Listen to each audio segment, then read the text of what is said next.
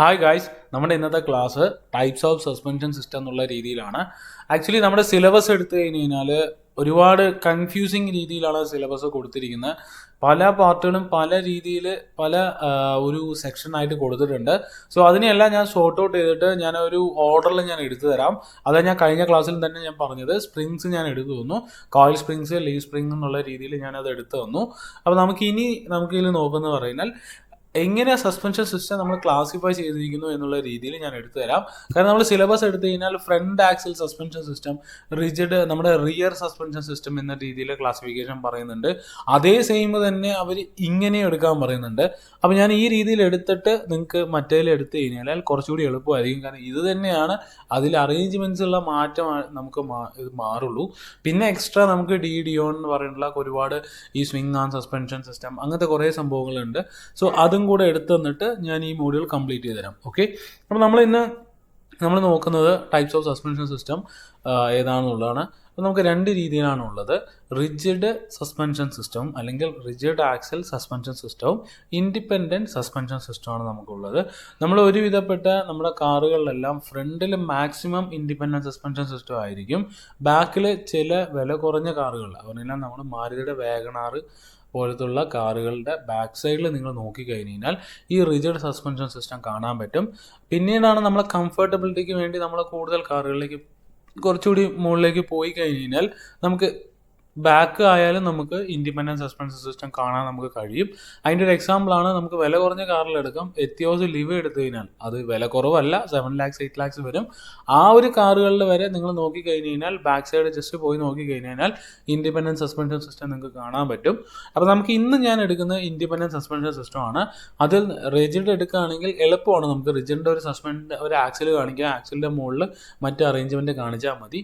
ഇതിന് മാത്രമേ നമുക്ക് സെപ്പറേറ്റ് ആയിട്ട് പഠിക്കാനുള്ളൂ. അപ്പം ഞാൻ ഇത് എടുത്തിട്ട് ബാക്കി നമുക്ക് എലോബറേറ്റ് ആയിട്ട് റിജിഡ് സസ്പെൻഷൻ സിസ്റ്റം നമുക്ക് നോക്കാം. ഓക്കെ, അപ്പോൾ നമുക്ക് ജസ്റ്റ് ഒരു ഫിഗർ ഇല്ലസ്ട്രേഷൻ വെച്ചിട്ട് നമുക്ക് എങ്ങനെയാണ് സസ്പെൻഷൻ സിസ്റ്റം എന്നുള്ളത് നമുക്ക് റിജിഡ് ആക്സൽ സസ്പെൻഷൻ സിസ്റ്റം ആണെങ്കിൽ നമുക്ക് ആക്സിൽ അടക്കം മൂവ് ചെയ്യുന്ന രീതിയിൽ ഒരു ഹമ്പിലോ അല്ലെങ്കിൽ ഒരു കുഴിയിലോ മൂവ് ചെയ്ത് കഴിഞ്ഞാൽ ഈ ഒരു പാർട്ട് മൊത്തം മൂവ് ചെയ്യുന്ന രീതിയിലായിരിക്കും നമ്മുടെ ആ സസ്പെൻഷൻ സിസ്റ്റം നമ്മൾ അറേഞ്ച് ചെയ്തിട്ടുണ്ടാവുക. ഇൻഡിപെൻഡൻറ്റ് സസ്പെൻഷൻ സിസ്റ്റം ആണെന്നുണ്ടെങ്കിൽ ഓരോ വീലും ഇൻഡിപെൻഡൻ്റ് ആയിരിക്കും. ഏത് വീലിനാണോ ഇറഗുലാരിറ്റി ഫീൽ ചെയ്യുന്നത് ആ വീലിൽ മാത്രമേ മൂവ്മെൻറ്റ് നമുക്ക് അച്ചീവ് ചെയ്യുന്നുണ്ടാവുള്ളൂ.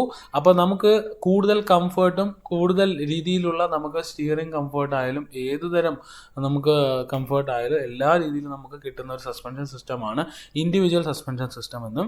അപ്പോൾ നമുക്ക് ബസ്സുകളിലൊക്കെ പോയി കഴിഞ്ഞാൽ സാധാരണ ഒരുവിധപ്പെട്ട എല്ലാ ബസ്സുകളിലും നമുക്ക് സസ്പെൻഷൻ സിസ്റ്റം തന്നെയായിരിക്കും. നിങ്ങൾ ടൂറിസ്റ്റ് ബസ്സസ് എടുത്ത് കഴിഞ്ഞാൽ അറിയാൻ പറ്റും, air cushion independent suspension system എന്നൊക്കെ പറഞ്ഞിട്ട് അവർ പുറത്ത് എഴുതിയിട്ടുണ്ടാവും. ഈ സംഭവം എല്ലാം ഈ ഇൻഡിപെൻഡൻറ്റ് സസ്പെൻഷൻ സിസ്റ്റത്തിൽ വരുന്ന ചെറിയ ചെറിയ മാറ്റങ്ങൾ മാത്രമേ ഉള്ളൂ. ഓക്കെ, അപ്പോൾ നിങ്ങൾക്ക് ഓൾറെഡി ഇപ്പോൾ നിങ്ങൾക്ക് ഈ ഫിഗറുകളിൽ നിന്ന് തന്നെ നിങ്ങൾക്ക് മനസ്സിലായിട്ടുണ്ടാവും എന്താണ് ഇൻഡിപെൻഡൻറ്റ് സസ്പെൻഷൻ സിസ്റ്റം എന്നും നോൺ ഇൻഡിപെൻഡൻറ്റ് സസ്പെൻഷൻ സിസ്റ്റം എങ്ങനെയാണെന്നുള്ളത് മനസ്സിലായിട്ടുണ്ടാവും. അപ്പോൾ ഇൻഡിപെൻഡൻറ്റ് സസ്പെൻഷൻ സിസ്റ്റത്തിന് ആക്സിലിൽ നിന്ന് ഈ വീൽ ഇൻഡിപെൻഡൻ്റ് ആയിരിക്കും. എല്ലാം കണക്റ്റഡ് തന്നെയാണ്, ബട്ട് ഇൻഡിപെൻഡൻ്റ് ആയിട്ടുള്ള മൂവ്മെൻറ്റിന് വേണ്ടിയുള്ള അറേഞ്ച്മെൻ്റ് ആയിരിക്കും. ഇതെന്ന് പറഞ്ഞാൽ ഈ സോളിഡ് ആക്സിലായിരിക്കും. ഇത് നിങ്ങൾക്ക് എക്സാമ്പിളായിട്ട് കാണുന്നുണ്ടെങ്കിൽ നമ്മുടെ പഴയ ലെയ്ലാൻഡ് ലോറിയുടെ ഫ്രണ്ടിൽ തന്നെ പോയി നിന്ന് ജസ്റ്റ് ഒന്ന് നോക്കിയാൽ മതി. ഈ രീതിയിൽ ആക്സിൽ നിങ്ങൾക്ക് കാണാൻ പറ്റും. ഈ യെല്ലോ കളറിൽ ഈ ആക്സിലിൻ്റെ മുകളിൽ ഈ ഭാഗത്ത് ലീഫ് ഉണ്ടാവും, ഇവിടെ ലീഫ് ഉണ്ടാവും. ലീഫിൻ്റെ ഈ നടുക്ക് നമ്മൾ ഷോക്ക് ഒബ്സോർവറും വെച്ചിട്ടുണ്ടാവും ഈ ഭാഗത്ത്. അപ്പോൾ ഈ ഇതിനെയാണ് നമ്മൾ നോൺ ഇൻഡിപെൻഡൻറ്റ് അല്ലെങ്കിൽ റിജിഡ് ആക്സൽ സസ്പെൻഷൻ സിസ്റ്റം എന്ന് പറയാം. ഓക്കെ, അപ്പോൾ നമുക്ക് ഇൻഡിപെൻഡൻറ്റിലേക്ക് വരാം. അങ്ങനെയാണെങ്കിൽ ഇൻഡിപെൻഡൻറ്റ് എങ്ങനെയാണ് നമ്മൾ അറേഞ്ച് ചെയ്യുന്നു എന്നുള്ളതാണ് നമ്മൾ ഇനി നോക്കാൻ പോകുന്നത്. നമുക്ക് രണ്ട് രീതിയിൽ ഇൻഡിപെൻഡൻറ്റ് സസ്പെൻഷൻ സിസ്റ്റം അറേഞ്ച് ചെയ്യാം. ഒന്ന് മെക്പേഴ്സൺ സ്ട്രട്ട് എന്നുള്ള രീതിയിലും രണ്ടാമത്തത് വിഷ്ബോൺ ടൈപ്പ് സസ്പെൻഷൻ സിസ്റ്റം എന്നുള്ള രീതിയിലാണ് നമ്മൾ അറേഞ്ച് ചെയ്യുക. അപ്പോൾ നമുക്ക് എന്താണ് വിഷ്ബോൺ എന്നും എന്താണ് മെക്പേഴ്സൺ എന്നുള്ളത് നമുക്ക് നോക്കാം. അപ്പോൾ നമുക്ക് വിഷ്ബോൺ എന്ന് പറഞ്ഞാൽ ബോൺസ്, 2 ബോൺസ് ഉപയോഗിക്കും. എ ഷേപ്പിലുള്ള ബോൺസ് നമ്മൾ ഉപയോഗിക്കും. ആ 2 ബോൺസ് ഉപയോഗിച്ചുകൊണ്ട് നമ്മൾ നേരത്തെ നോക്കിയിട്ടുള്ള ഷോക്ക് ഒബ്സോർബർ അതുപോലെ തന്നെ കോയിൽ സ്പ്രിങ്ങിൻ്റെയും അറേഞ്ച്മെൻറ്റ്സ് ഈ ബോൺസ് വെച്ചിട്ട് അറേഞ്ച് ചെയ്യുന്ന സസ്പെൻഷൻ സിസ്റ്റത്തിനെയാണ് നമ്മൾ വിഷ് ബോൺ സസ്പെൻഷൻ സിസ്റ്റം എന്ന് നമ്മൾ പറയുക. നമ്മൾ സ്റ്റെപ്പ് ബാക്സിൽ ഫ്രണ്ടിലാണെങ്കിൽ നമ്മൾ സ്റ്റിയറിങ്ങിൻ്റെ കൺട്രോൾ നമ്മൾ സ്റ്റെപ്പ് ആക്സിലാണ് കൊടുക്കുക, സ്റ്റെപ്പ് ആക്സിൽ കണക്ട് ചെയ്യും. ബാക്കിലാണെന്നുണ്ടെങ്കിൽ സ്റ്റെപ്പ് ആക്സിൽ നമുക്കില്ല, നമുക്കൊരു ഒരു പിവട്ട് വെച്ചിട്ടുണ്ടാവും. ആ പിവട്ടിലേക്ക് അത് നമ്മൾ ബാക്കിലേക്ക് കണക്ട് ചെയ്യും. ഓക്കെ, അപ്പം നമുക്കിതിൽ നിങ്ങൾ പറഞ്ഞ പോലെ നമുക്ക് 2 ബോൺസ് ഉണ്ടെന്ന് പറഞ്ഞു. അപ്പം മുകളിലുള്ള ബോണ്ട് നമ്മൾ അപ്പർ വിഷ് ബോൺ എന്നും താഴെയുള്ള ബോണിനെ നമ്മൾ ലോവർ വിഷ് ബോൺ എന്നും പറയും. ഈ വിഷ് ബോൺ സസ്പെൻഷൻ സിസ്റ്റത്തിനെ ഡബിൾ വിഷ് ബോൺ സസ്പെൻഷൻ എന്നും വിളിക്കാറുണ്ട്. സോ DW സസ്പെൻഷൻ സിസ്റ്റം എന്നൊക്കെ പറയാറുണ്ട്. So just wishbone suspension system എന്നാൽ ഡബിൾ വിഷ് ബോൺ ആണെന്നും അതിൽ 2 ബോൺസ് ഉണ്ടെന്നും ഒന്ന് ലോവർ വിഷ് ബോൺ എന്നും ഒന്ന് അപ്പർ വിഷ് ബോൺ എന്നും പറയാം. ഓക്കെ, ഇനി ലോവർ വിഷ് ബോണിന് വലിപ്പം കൂടുതലായിരിക്കും, അപ്പർ വിഷ് ബോണിന് വലിപ്പം കുറവായിരിക്കും. ഓക്കെ, ക്ലിയർ ആവുന്നില്ല? ലോവർ വിഷ് ബോണിന് വലിപ്പം കൂടുതലായിരിക്കും, അപ്പർ വിഷ് ബോണിന് വലിപ്പം കുറവായിരിക്കും ചെയ്യുക. ഇനി ഈ ഇതിൽ കണക്ഷൻ ചെയ്യുന്നതെന്ന് പറഞ്ഞാൽ സ്പ്രിങ്സ് വിഷ് ബോൺസ് തമ്മിലായിരിക്കും കണക്ട് ചെയ്തിട്ടുണ്ടാവുക. സ്പ്രിങ് എന്ന് പറയുന്നത് കോയിൽ സ്പ്രിങ് ആണ് നമ്മൾ ഒരുവിധം സ്ഥലത്ത് ഉപയോഗിക്കാറ്. ദെൻ ഷോക്ക് അബ്സോർബർ ഒന്ന് ലോവർ വിഷ് ബോണിലും കണക്ട് ചെയ്യും, മറ്റൊന്ന് നമ്മുടെ ബോഡിയുടെ ഈ ഇതിലും ഷാസിയിലും കണക്ട് ചെയ്തിട്ടുണ്ടാവും. ഈ ഒരു രീതിയിൽ അറേഞ്ച്മെൻ്റ് ആയിരിക്കും നമ്മുടെ വിഷ് ബോൺ സസ്പെൻഷൻ സിസ്റ്റത്തിൽ ഉണ്ടാവുക. ഓക്കെ, നെക്സ്റ്റ് ഡയറക്റ്റ് നമുക്ക് അതിൻ്റെ അഡ്വാൻറ്റേജ് ഡിസഡ്വാൻറ്റേജിലേക്ക് പോവാം. റൈഡ് ക്വാളിറ്റി അടിപൊളിയായിരിക്കും, അതേപോലെ സ്റ്റിയറിംഗ് കംഫർട്ട്, ഗ്രൗണ്ട് ക്ലിയറൻസ് എല്ലാം നമുക്ക് കൂടുതലായിരിക്കും. ഇനീഷ്യൽ കോസ്റ്റ് കൂടുതലാണ്, അതേപോലെ മെയിൻ്റനൻസ് കോസ്റ്റ് കൂടുതലാണ്. ഫ്രണ്ട് വീലിൻ്റെ അലൈൻമെൻറ്റ് നമുക്ക് ടയർ വിയർ കൂടുതൽ പ്രശ്നങ്ങൾ ഈ ഒരു വിഷ് ബോൺ സസ്പെൻഷൻ സിസ്റ്റം ഉപയോഗിച്ചാൽ ഉണ്ടാവും എന്നുള്ളതും ഇതിൻ്റെ ഒരു ഡിസഡ്വാൻറ്റേജ് ആണ്. ഓക്കെ, ഞാൻ ഇത് വെച്ചിട്ട് ഞാൻ അതിൽ കമ്പയർ ചെയ്ത് തരാം. അതുകൊണ്ടാണ് ഞാൻ നേരെ മെക്പേഴ്സണിലേക്ക് വന്നത്. സോ മെക്പേഴ്സൺ സ്റ്റട്ടിൽ നമ്മൾ ഇതിനെ single wishbone suspension system വേണമെങ്കിൽ നമുക്ക് പറയാം. അങ്ങനെ ഒരു പേരിൽ അറിയപ്പെടുന്നില്ല. വേണമെങ്കിൽ നിങ്ങൾക്ക് കമ്പാരിസൺ മനസ്സിലാക്കാൻ അല്ലെങ്കിൽ എക്സാമിന് പെട്ടെന്ന് ഓർത്തെടുക്കാൻ വേണമെങ്കിലും മെക്പേഴ്സണിനെ പറയാം. ഡബിൾ വിഷ് ബോണിൽ നമ്മൾ 2 ബോൺസ് ഉപയോഗിക്കുന്നു, ഇവിടെ 1 ബോണേ ഉപയോഗിക്കുന്നുള്ളൂ. ലോവർ വിഷ് ബോൺ മാത്രം ഉപയോഗിച്ചുകൊണ്ട് നമ്മൾ കോയിൽ സ്പ്രിങ്സിനെ ഇവിടെ ഇപ്പോൾ 2 രീതിയിൽ അറേഞ്ച് ചെയ്യുന്നുണ്ട്. ഇതൊക്കെ നിങ്ങൾക്ക് നോക്കിയാൽ അറിയാം, നമ്മുടെ ഒരുവിധപ്പെട്ട എല്ലാത്തിലും ഇങ്ങനെയാണ് ചെയ്തിരിക്കുന്നത്. ഓക്കെ, മറ്റേന്ന് പറഞ്ഞു കഴിഞ്ഞാൽ നമുക്കിപ്പോൾ ഫോർ എക്സാമ്പിൾ നമ്മുടെ മാരുതി കാറുകളിലെല്ലാം ഫ്രണ്ടിൽ എടുത്തു കഴിഞ്ഞാൽ ഈ രീതിയിൽ നമുക്ക് കാണാൻ പറ്റും. ഓക്കെ, എത്തിയോസിൻ്റെ ബാക്കിലിരിക്കുന്നത് ഡബിൾ വിഷ് ബോണാണ് കിടക്കുന്നത്, ആ എത്തിയോസിൽ ഇവിടെ കിടക്കുന്ന. അപ്പോൾ ഇതിൽ നിങ്ങൾക്ക് ഇങ്ങനെ കാണാൻ പറ്റും, സ്പ്രിങ്സ് ഈ രീതിയിൽ അറേഞ്ച് ചെയ്യും, ഇവിടെ ഷോക്ക് അബ്സോർബർ ഇവിടെ ഈ ഒരു കണക്ഷനിൽ അറേഞ്ച് ചെയ്തിട്ടുണ്ടാവും. അല്ലാന്നുണ്ടെങ്കിൽ 2 ഒന്നിച്ച് ഇവിടെ അറേഞ്ച് ചെയ്യും. ഈ 2 രീതിയിൽ നമുക്ക് മെക്പേഴ്സൺ അറേഞ്ച് ചെയ്യാം. ഇങ്ങനെ അറേഞ്ച് ചെയ്യുന്നതാണ് മെക്പേഴ്സൺ സ്റ്റട്ട് എന്ന് പറയുക. ഈ മെക്പേഴ്സൺ സ്റ്റട്ട് എന്ന് പറഞ്ഞാൽ നമുക്ക് കൂടുതൽ കംഫേർട്ട് നമുക്ക് തരും, റൈഡിങ് കംഫേർട്ട് നമുക്ക് തരും. അതേപോലെ തന്നെ ഇതിൽ നമ്മൾ ഈ സസ്പെൻഷൻ പഠിക്കുമ്പോൾ അറിയേണ്ട ഒരു കാര്യം, നിങ്ങൾക്ക് ഞാൻ നമുക്ക് കുറച്ച് ടെക്നിക്കാലിറ്റി പഠിക്കാനുണ്ട് സസ്പെൻഷൻ്റെ. അപ്പോൾ അതെടുക്കുമ്പോൾ ഞാൻ പറഞ്ഞുതരാമെന്നുകൊണ്ട് ഇരിക്കുകയായിരുന്നു. ജസ്റ്റ് ഇതൊന്നും അറിഞ്ഞു വെച്ചോളൂ. നമുക്ക് 2 വെയിറ്റുകളുണ്ട്, മാസുകളുണ്ട്. അൺസ്പ്രങ് മാസും ഉണ്ട്, സ്പ്രങ് മാസും ഉണ്ട്. അൺസ്പ്രങ് മാസ് എന്ന് പറഞ്ഞു കഴിഞ്ഞാൽ നമ്മുടെ ചേസിസിൻ്റെ താഴെ വരുന്നതിന് നമ്മൾ സ്പ്രങ് മാസ് എന്നും അതിൻ്റെ മുകളിലുള്ളതിനെ അൺസ്പ്രങ് മാസ് എന്നും നമ്മൾ പറയാറുണ്ട്. പറഞ്ഞാൽ ഈ സ്പ്രിങ്ങുമായി കണക്ട് ചെയ്തിരിക്കുന്നതിന് ഒരു മാസ് എന്നും അതിൻ്റെ മുകളിലുള്ളതിന് ഈ ഫ്രെയിമിൻ്റെ മുകളിലുള്ളതിന് വേറൊരു മാസ് എന്നും വെയിറ്റ് എന്നും നമ്മൾ പറയാറുണ്ട്. ഇനി അതിലെന്താ ശ്രദ്ധിക്കണമെന്ന് പറഞ്ഞാൽ ഈ ഭാഗത്ത് എത്രത്തോളം വെയിറ്റ് കൂടുന്നോ ഡ്രൈവിംഗ് കംഫേർട്ട് നമുക്ക് കുറയുകയും, വെയിറ്റ് കൂടിക്കഴിഞ്ഞാൽ നമുക്ക് driving comfort, acceleration, steering comfort പറയാറുള്ള ഏതൊക്കെ നമ്മൾ ഫോഴ്സസ്, സെൻട്രിഫ്യൂഗൽ ഫോഴ്സസ് മറ്റു കാര്യങ്ങൾ നമ്മൾ പറയുന്നു, അതെല്ലാം നമുക്ക് ഇറഗുലാരിറ്റി സംഭവിക്കുകയും നല്ലൊരു വണ്ടി ഡ്രൈവിംഗ് കംഫേർട്ട് നമുക്ക് കിട്ടാതാവുകയും ചെയ്യും. അപ്പോൾ എത്രത്തോളം നമുക്ക് അൺസ്പ്രങ് മീൻസ് സ്പ്രങ് മാസ് നമുക്ക് കുറയ്ക്കാൻ നമുക്ക് സാധിക്കുന്നോ അത്രത്തോളം നമുക്ക് ആ വണ്ടിയുടെ സ്റ്റെബിലിറ്റി നമുക്ക് കൂട്ടാൻ നമുക്ക് സാധിക്കും. അപ്പോൾ ഇവിടെ നമുക്ക് സ്പ്രങ് മാസ് എങ്ങനെ കുറയ്ക്കാം, ഈ ഭാഗത്ത് എത്ര നമുക്ക് കുറയ്ക്കാം എന്നുള്ളതാണ് നമ്മൾ ഇവിടെ നോക്കേണ്ടത്. അപ്പോൾ ഈ മെക്പേഴ്സൺ സ്റ്റട്ട് നമുക്ക് അത്രത്തോളം അതിന് സാധിക്കും. അപ്പോൾ എങ്ങനെ സാധിക്കും എന്ന് പറഞ്ഞാൽ നമുക്കൊരു വിഷ് ബോണിൻ്റെ വെയിറ്റ് കുറഞ്ഞു, കമ്പോണൻസിൻ്റെ വെയിറ്റ് കുറഞ്ഞു, അതിൽ ഉപയോഗിക്കുന്ന ലിങ്ക്സ്, ജോയിൻറ്റ്സ് മറ്റ് കാര്യങ്ങളെല്ലാം കുറഞ്ഞു. നിങ്ങൾ വിഷ് ബോൺ സസ്പെൻഷൻ സിസ്റ്റവും ഇതുമായിട്ട് കമ്പയർ ചെയ്ത് കഴിഞ്ഞാൽ അതിൽ ഉപയോഗിക്കുന്ന ഒരു 50% കമ്പോണൻസ് നമുക്ക് ഇതിലേക്ക് കുറയ്ക്കാൻ നമുക്ക് സാധിച്ചു. അപ്പോൾ ഈ വെയിറ്റ് നമുക്ക് റെഡ്യൂസ് ചെയ്തുകൊണ്ട് നല്ലൊരു സ്റ്റെബിലിറ്റി ഉള്ള വെഹിക്കിൾ നമുക്ക് അച്ചീവ് ചെയ്യാൻ നമുക്ക് സാധിക്കും. അപ്പോൾ ഈ മെക്പേഴ്സൺ സ്റ്റട്ടാണ് ഒരുവിധപ്പെട്ട എല്ലാ വണ്ടിയിലും ഉപയോഗിക്കുക. പക്ഷേ ഇതിൽ ഉള്ള പ്രോബ്ലം എന്ന് പറഞ്ഞു കഴിഞ്ഞാൽ നമുക്ക് ഗ്രൗണ്ട് ക്ലിയറൻസ് കുറവായിരിക്കും. ഗ്രൗണ്ട് ക്ലിയറൻസ് നമുക്ക് ഒരുപാട് ഉയർത്താൻ നമുക്ക് സാധിക്കില്ല. സോ ഇങ്ങനെ ഒരു അറേഞ്ച്മെൻ്റ് ആയതുകൊണ്ട്, അപ്പോൾ അങ്ങനെയുള്ള സ്ഥലത്ത് നമുക്ക് ഗ്രൗണ്ട് ക്ലിയറൻസ് കുറവായതുകൊണ്ട് നമുക്ക് ഒരുപാട് ഡിഫിക്കൽട്ടീസ് ആ വെഹിക്കിളിൽ സാധിക്കും, മീൻസ് പ്രോബ്ലംസ് ഉണ്ടാവും. അപ്പോൾ അതുകൊണ്ട് ആണ് ഇവിടെ നിങ്ങൾ നോക്കി അറിയാം അപ്ലിക്കേഷൻസ് SUVസിലെല്ലാം നമ്മൾ ഉപയോഗിക്കുന്ന ഡബിൾ വിഷ് ബോൺ ആയിരിക്കും എന്ന് പറയുന്നത്. സോ ഡബിൾ വിഷ് ബോൺ ഉപയോഗിക്കുകയാണെന്നുണ്ടെങ്കിൽ നല്ലൊരു സ്റ്റിയറിംഗ് ക്യാപ്പബിലിറ്റി, അതേപോലെ തന്നെ സ്റ്റെബിലിറ്റി, അലൈൻമെൻറ്റ് പോലത്തുള്ള മറ്റു കാര്യങ്ങളെല്ലാം നമുക്ക് എളുപ്പമായിരിക്കും എന്നുള്ളത് വിഷ് ബോണിൽ നമുക്ക് അച്ചീവ് ചെയ്യാൻ നമുക്ക് സാധിക്കും. അപ്പോൾ വിഷ് ബോണിൽ സ്പ്രിങ് മീൻസ് ആ മാസ് കൂടുതലാണെങ്കിൽ പോലും നമുക്ക് ഒരുപാട് നമുക്ക് കൺട്രോൾ, നമുക്ക് കോർണറിങ് ഒക്കെ ചെയ്യുമ്പോൾ നല്ലൊരു കൺട്രോൾ നമുക്ക് കിട്ടുന്നത് കൊണ്ട് വിഷ് ബോൺ തന്നെയാണ് ഒരുവിധപ്പെട്ട നല്ല വെഹിക്കിൾസിലെല്ലാം ഉപയോഗിച്ചിട്ടുള്ളത്. റിയറിൽ ഇനി അങ്ങനെ നമ്മൾ വിഷ് ബോൺ ഉപയോഗിക്കുകയാണെങ്കിലും റിയറിൽ വിഷ് ബോൺ ഉപയോഗിക്കുകയും ഫ്രണ്ടിൽ മെക്ഫേഴ്സൺ ഉപയോഗിക്കുകയും ചെയ്യുന്ന വെഹിക്കിൾസ് വരുന്നുണ്ട്. അങ്ങനെ കിട്ടുമ്പോൾ രണ്ടിൻ്റെയും ഗുണങ്ങൾ നമുക്ക് ആ വണ്ടിക്ക് കിട്ടുകയും നല്ലൊരു സ്റ്റെബിലിറ്റി ഉള്ള വെഹിക്കിൾ നമുക്ക് അച്ചീവ് ചെയ്യാൻ സാധിക്കുകയും ചെയ്യും. സോ ഇതാണ് മെക്ഫേഴ്സൺ സ്ട്രട്ട് എന്ന് പറയുന്നത്. ഈ രീതിയിലായിരിക്കും അറേഞ്ച്മെൻറ്റ് ഉണ്ടാവുക.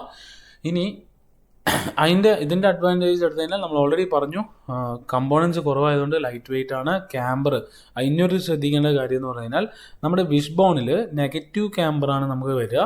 സോ നെഗറ്റീവ് ക്യാമ്പർ വരുമ്പോൾ നല്ല രീതിയിലുള്ള കോർണറിങ് ക്യാപ്പബിലിറ്റി, അതേപോലെ തന്നെ നമുക്ക് വെഹിക്കിൾ സ്റ്റിയറിംഗ് കറക്റ്റ് അലൈൻമെൻ്റ് എന്നുള്ള രീതിയിലുള്ള ആ ഒരു സ്റ്റെബിലിറ്റി എല്ലാം വിഷ് ബോണിൽ നമുക്ക് അച്ചീവ് ചെയ്യാൻ സാധിക്കും. ഇവിടെ അങ്ങനെയല്ല. മെക്ഫേഴ്സണിൽ ക്യാമ്പർ നമുക്ക് നെഗറ്റീവ് ക്യാമ്പർ അല്ല വരുന്നത്. അതുകൊണ്ടാണ് നമുക്ക് ആ ഒരു ലോഡ് ക്യാരിങ് കപ്പാസിറ്റി കുറവെന്നുള്ള ഒരു കേസ് അവിടെ വരുന്നത്. ഓക്കെ, പിന്നെ മെക്ഫേഴ്സൺ സ്ട്രട്ട് ഉപയോഗിക്കുമ്പോൾ നമുക്ക് ഒരു എക്സാമ്പിൾ എന്ന് പറഞ്ഞു കഴിഞ്ഞാൽ ലൈറ്റ് വെയിറ്റ് മീൻസ് നമ്മുടെ കമ്പോണൻസിൻ്റെ എണ്ണം കുറവായത് കൊണ്ട് നമുക്ക് ഒരുപാട് സ്പേസ് നമുക്ക് അവിടെ കിട്ടും. അപ്പോൾ നമുക്ക് മാക്സിമം എൻജിൻ കമ്പാർട്ട്മെൻറ്റ് നമുക്ക് അവിടേക്ക് തന്നെ കൊണ്ടുവരാൻ നമുക്ക് സാധിക്കും. അതുകൊണ്ടാണ് ഞാൻ നേരത്തെ പറഞ്ഞത് ഫ്രണ്ടിൽ മെക്ഫേഴ്സൺ സ്ട്രട്ടും ബാക്കിൽ വിഷ് ബോൺ ഉപയോഗിക്കുന്ന വണ്ടികളുണ്ടെന്ന് പറഞ്ഞത്. അപ്പോൾ നമുക്ക് സ്പേസ് നമുക്ക് ഒരുപാട് യൂട്ടിലൈസ് ചെയ്യാൻ പറ്റും. വിഷ് ബോൺ ഉപയോഗിക്കുകയാണെങ്കിൽ ഒരുപാട് സ്പേസ് അവിടെ പോകും, കോംപ്ലിക്കേറ്റഡ് ഡിസൈനായിട്ട് മാറും. അപ്പോൾ ഇതിന് മെയിൻ്റനൻസ് കോസ്റ്റ് കുറവാണ് മെക്ഫേഴ്സണിന്, റൈഡിങ് കംഫർട്ട് കൂടുതലാണ്, അതേപോലെ റോഡ് സേഫ്റ്റിയും നമുക്ക് കൂടുതലാണ്. ഹെവി മോട്ടോർ വെഹിക്കിൾസിന് ഒരിക്കലും നമുക്ക് മെക്ഫേഴ്സൺ പറ്റില്ല. അപ്പോഴും നമ്മൾ വിഷ് ബോണോ അല്ലെങ്കിൽ വേറെ ഏതെങ്കിലും സ്പ്രിങ്സിലേ പോകുള്ളൂ. പിന്നെ ലോഡ് ക്യാരിങ് കപ്പാസിറ്റിയും കുറവാണ്. ഈ ലൈറ്റ് കാറുകളിലാണ് നമ്മൾ മെക്ഫേഴ്സൺ അധികം ഉപയോഗിക്കാറ്. ഇനി അടുത്തൊരു ടോപ്പിക് എന്ന് പറഞ്ഞാൽ ആൻറ്റി റോൾ ബാർ എന്ന് പറഞ്ഞിട്ടുള്ള ഒരു ബാറിനെ കുറിച്ചാണ് നമ്മൾ പഠിക്കുന്നത്. അതിന് 3 പേരുകൾ അറിയപ്പെടും. ആൻറ്റി റോൾ ബാർ എന്നും, സ്വേ ബാർ എന്നും, സ്റ്റെബിലൈസർ ബാർ എന്നുമാണ് നമ്മൾ അറിയപ്പെടുന്നത്. സോ ഇതിൻ്റെ 2 എൻഡ് നമ്മൾ കണക്ട് ചെയ്യുന്നത് ഒന്നിലെ ആക്സിലിൽ അല്ലെങ്കിൽ സസ്പെൻഷൻ്റെ ഈ ഭാഗത്തായിരിക്കും നമ്മൾ കണക്ട് ചെയ്യുന്നുണ്ടാവുക. ഇതെന്തിനാണ് ഉപയോഗിക്കുന്നത് പറഞ്ഞാൽ കോർണറിങ് ചെയ്യുമ്പോൾ നമുക്ക് കറക്റ്റ് പ്യുവർ കോർണറിങ് കിട്ടാനും, അതുപോലെ തന്നെ വെയിറ്റ് നമുക്ക് കറക്റ്റ് സ്റ്റാറ്റിക് ആക്കാനും, 2 വീലിലുള്ള വെയിറ്റുകൾ ഈക്വലൈസ് ചെയ്യാനും, അതുപോലെ തന്നെ വണ്ടി റോൾ ആവാതിരിക്കാനുള്ള ആ ഒരു പ്രൊട്ടക്ഷനും വേണ്ടിയാണ് നമ്മൾ സ്വേ ബാർ ഉപയോഗിക്കുന്നത്. സ്റ്റെബിലൈസർ ബാറും നമ്മൾ പറയാറുണ്ട്. നമ്മൾ ഇപ്പോൾ പഴയ നിസാൻ മൈക്രയൊക്കെ എടുത്തു കഴിഞ്ഞാൽ ആദ്യകാലങ്ങളിൽ വന്നിരുന്ന നിസാൻ മൈക്രയിൽ സ്വേ ബാർ ഉണ്ടാവുകയും പിന്നീട് അവർ ഈ പ്രൈസൊക്കെ കുറയ്ക്കാൻ വേണ്ടി സ്റ്റെബിലൈസർ ബാർ എടുത്ത് കളയുകയും ചെയ്തിരുന്നു. അപ്പോൾ ഇങ്ങനെയുള്ളതിൻ്റെ വ്യത്യാസം എന്ന് പറഞ്ഞു കഴിഞ്ഞാൽ സ്റ്റെബിലൈസർ ഇല്ലാതെ നമ്മൾ വണ്ടി ഓടിക്കുകയാണെങ്കിൽ നമ്മൾ കോർണറിങ് ചെയ്യാമെന്ന് വിചാരിച്ചു. നമ്മളിപ്പോൾ 5th ഗിയറിൽ പോയിക്കൊണ്ടിരിക്കുക. കോർണറിങ് ചെയ്യുമ്പോൾ ഒന്നില്ലേ നമുക്ക് മീൻസ് അണ്ടർ സ്റ്റിയറോ അല്ലെങ്കിൽ ഓവർ സ്റ്റിയറോ നമുക്ക് ഉണ്ടാകുന്നതായിട്ട് ഫീലിംഗ് വരും.